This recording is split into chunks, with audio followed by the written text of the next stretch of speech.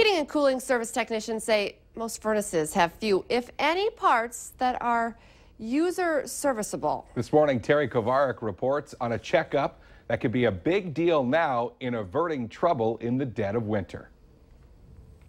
Milder weather continues even as fall colors start appearing, so homeowners know such conditions will quickly give way to winter heating season. So heating and cooling companies say now is the time to make sure your furnace is ready. So now we need to turn that thermostat up, make sure it works, and if it's having some problems, get it taken care of right away. Because if we want to wait and let's say you turn it on when it gets really cold, sometimes it's hard to get a company out to get you taken care of right away. Another good first step is to make sure that the furnace filter is clean, and during the winter, periodically check PCV vents at the side of your home to make sure they're free of ice and snow.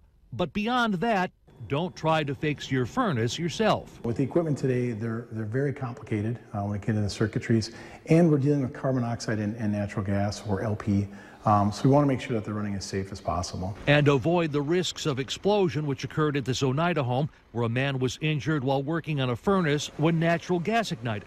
If you suspect there may be a gas leak, Hawk says don't take chances. If you start smelling that in your home, you definitely want to leave the home and contact your energy company or the fire department.